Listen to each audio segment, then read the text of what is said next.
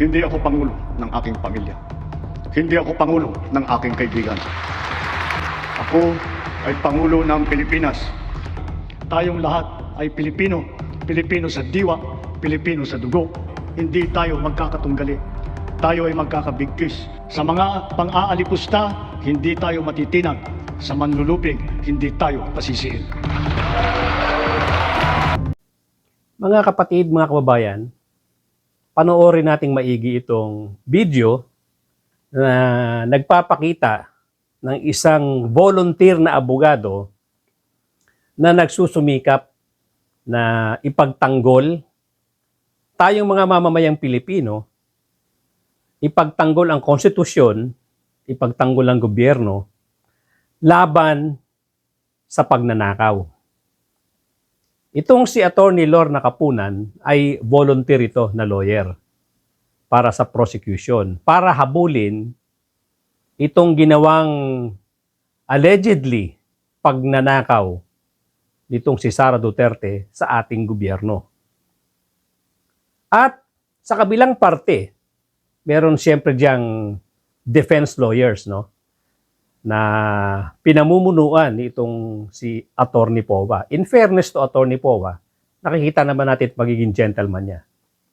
Ginagawa niya ng maayos, ng tama ang trabaho niya para doon sa serbisyo na kung saan kinuha siya para ipagtanggol itong si Vice President Sara Duterte.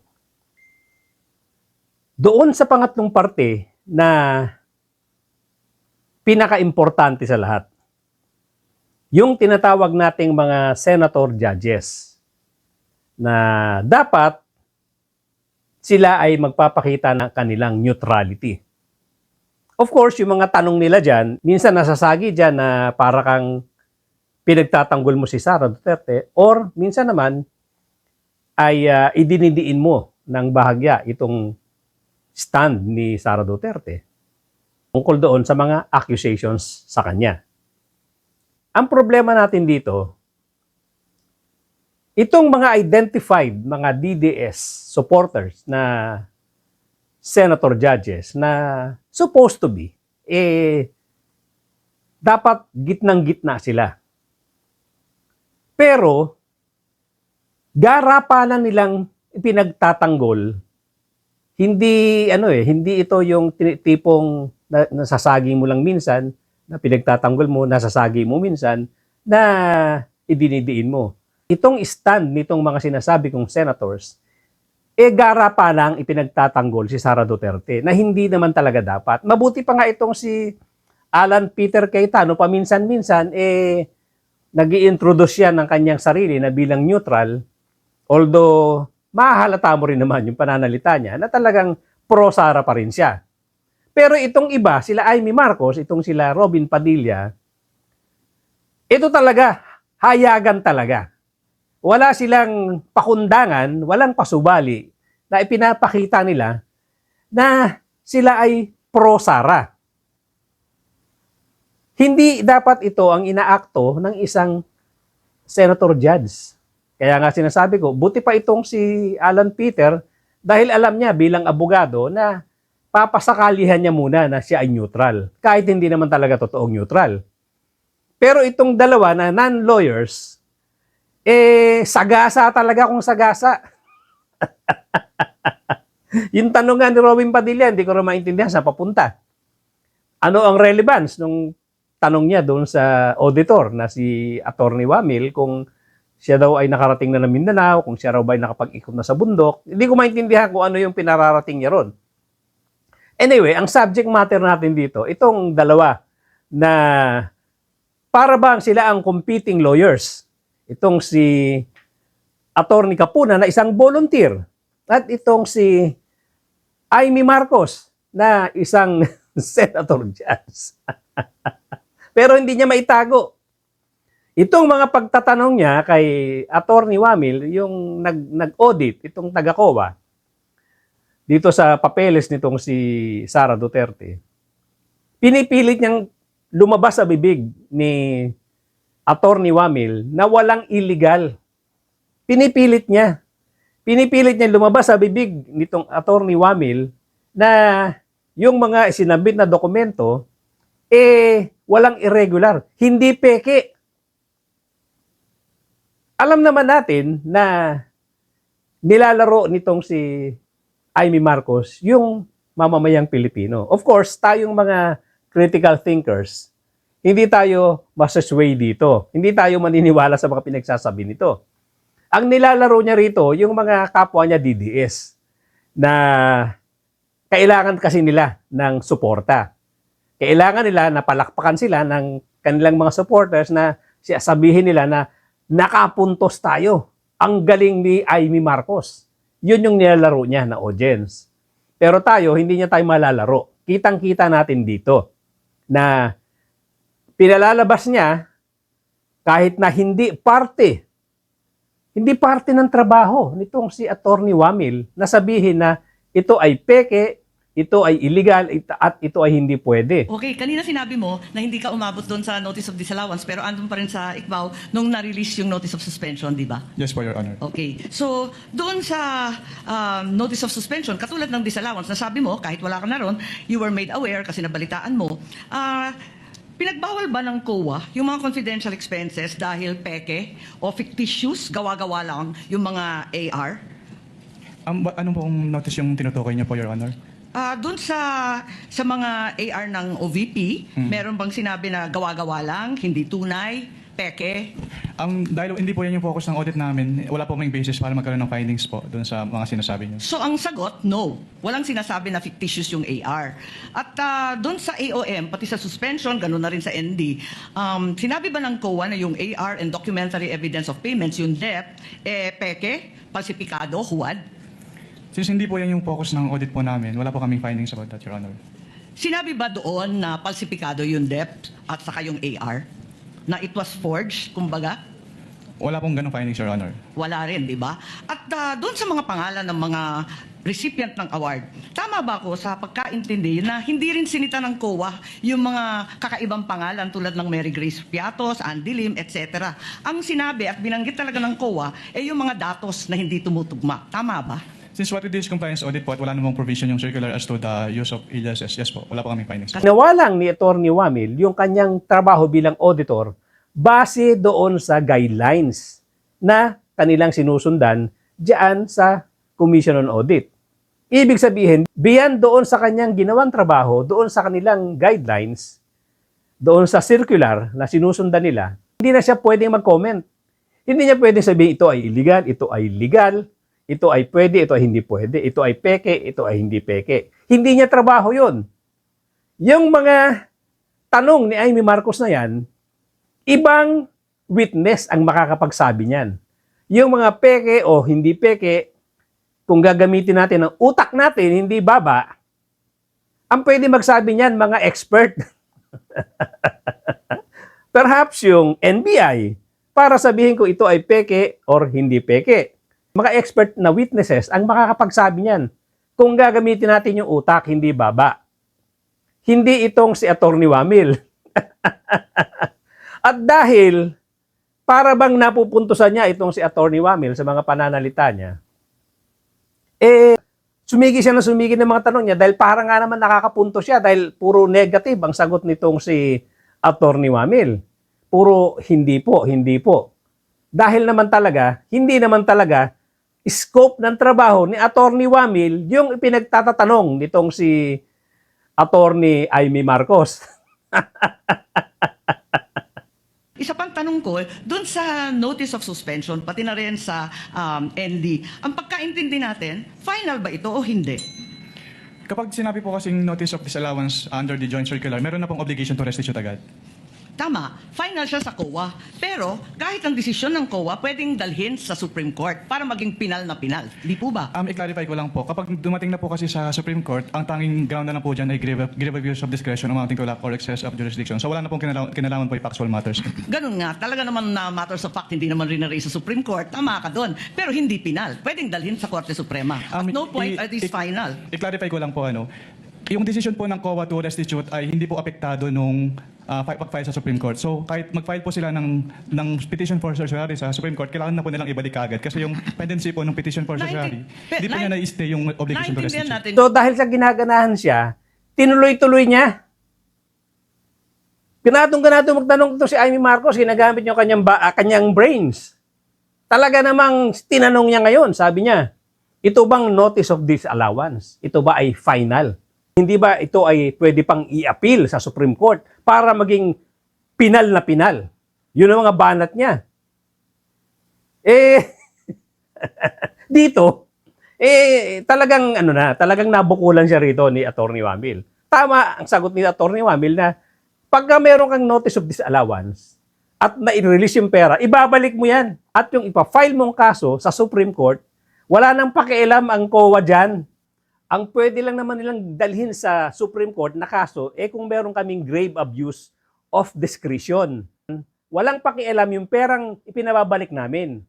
Kung meron na kaming demand for restitution, ibalik na kaagad yan. Wala nang pakialam sa Supreme Court yan. Yun ang klarong-klaro dito sa sagot nitong si Atty. Wamil na biglang humaba ang mukha nitong si Amy Marcos dahil nasa pool siya rito. Naswak siya sa balde doon sa sagot ni Atty. Wamil. Ang hilig kasi magtatanong na tinatrap niya itong si Atty. Wamil no mga gusto niyang makuhang sagot. Ang feeling ni Amy Marcos, sunod-sunod, tama yung mga tanong niya. Nakukuha niya yung mga sagot kay Atty. Wamil. Pagdating doon sa dulo, laglag siya. Tama talaga. Anong pakialam ng COA kung magsasampa ng kaso itong si Sara Duterte? Ang importante, hihingi na kami ng restitution, meron ka ng notice of disallowance, yung ginamit mong pera na disallowed, ibalik mo na. Yun ang klarong-klaro, ha? Kung gagamitan natin ng utak ito, hindi baba. Klarong-klaro yan, Amy Marcos. Yun, pero hindi pa tapos ang kaso. Pwede pang dalhin sa Korte Suprema, hindi po ba? At saka dun sa notice of suspension, balikan ko lang, was there a finding na ginamit sa pansarili yung mga confidential funds ng OVP?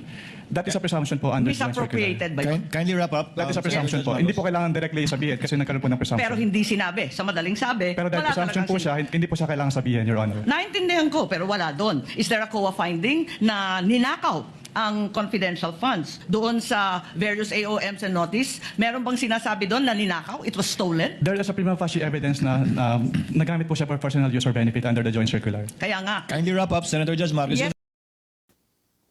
Tingnan nyo maigi rito. Pilit na namang tinatrap ni Amy Marcos itong si Atty. Wamil. Kasi wala nga naman doon sa report na nakasulat na yung confidential funds ginamit na personal or ninakaw ni Vice President Sara Duterte. Wala nga naman ganun. Pero ang klarong-klaro rito, pag hindi mo na-satisfy yung audit, kulang-kulang ang dokumento mo, kulang ka sa mga supporting documents, ang presumption ng COA dyan, ginamit mo sa personal mong pangangailangan yung pera. Ninakaw yung pera. Hindi na kailangan sabihin doon sa report dahil nasa nasa guidelines, doon sa circular, na pag hindi kumpleto ang iyong reporting, ang assumption, ang presumption ng COA, ginamit mo sa hindi tama yung pera. Ninakaw mo, binulsa mo yung pera. Yun ang presumption ng batas doon sa COA. Kaya hindi mo na kailangan banggitin doon sa dokumento na itong pera ay ginamit ni BP Sara ng personal. Hindi na kailangan. Si Amy talaga, halata na, lawyering na talaga for Sara Duterte. Nasa ng neutrality mo. Itong lahat na mga nangyayari, itong napakahabang trial na hindi naman natin talaga ma-avoid, yan yung proseso na dapat nating pagtiyagaan. Tanong ng mga prosecution, tanong ng defense, tanong ng mga nagpapanggap na senator judges, at meron dyan mga totoong mga senator judges. Hindi po natin maiwasan yan, itong haba ng trial na to. Pero, may isang salita na nanggaling sa prosecution kay Attorney Lorna Capunan na mag-i-encapsulate, magsasabi ng pinakamaikling salita na magde-define sa lahat ng ito. Ito pong sinabi ni Attorney Lorna Capunan ang nagdi-describe dito sa mga nangyayari ngayon na ang main actor, ang unang-unang gumanap, ang bida rito ay itong si Sara Duterte.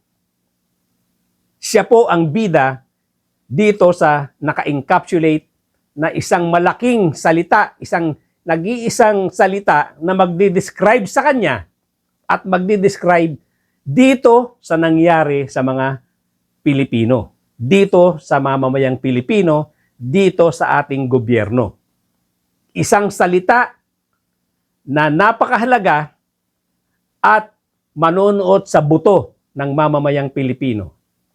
Na dapat pati itong mga nagpapanggap ng mga senator judges ay pumasok sa kokote ninyo at manood sa mga buto ninyo. Your Honor, please, ang tawag ko lang doon, hindi prima facie evidence. Kung ako magtatanungin, scam ito. Scam ito. Scam ito. Scam ito. Scam ito. Oh my God. Strike, No further Move to questions. strike. That is out of order, Your Honor. No further questions, Your Honor. So Move to strike. stricken from the record. Although stricken off the official record, her scam statement has made the headlines. Pinubudol tayo. Ang daming mga pangalan. Tiatos, Mary Grace Tiatos, si Angelinim, si Pikit, at marami pang magkakaroon ng other names. Hindi lang prima facie evidence. Ito ay scam. Scam ito na ginawa ng Vice President. Yun po ang magdi-describe dito sa lahat ng mga nangyayari, dito sa pagkatagal-tagal na pinag-uusapan sa Senado, diyan sa Senate Impeachment Court, na pinagtatalunan ng prosecution, ng defense, at ng mga nagpapanggap na mga senator judges at mga totoong senator judges. Ito po ay dinescribe sa isang salita ng napakagaling na abogado, isang veteranang abogado na nag-volunteer para tulungan ng mamamayang Pilipino na maputol na, matigil na ang ganitong klaseng mga racket, matigil na ang ganitong klaseng pagnanakaw sa gobyerno. Ang tawag ni Attorney Lorna Capunan dito ay scam. Manood sana sa buto ninyo yan.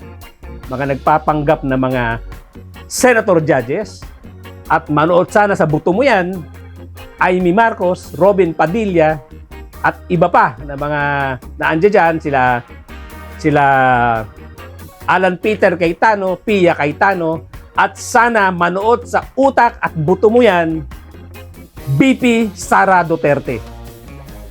Hanggang dito lang po muna mga kapatid, mga kabayan. Thank you so much for joining me today. At doon po sa mga bago lang sa aking channel, please subscribe.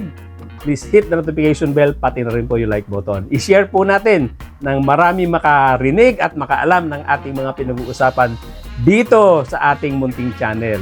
At please, pag meron po tayong mga nakikitang mga advertisement, wag po nating putulin yan. Ipanoorin po natin ng buo.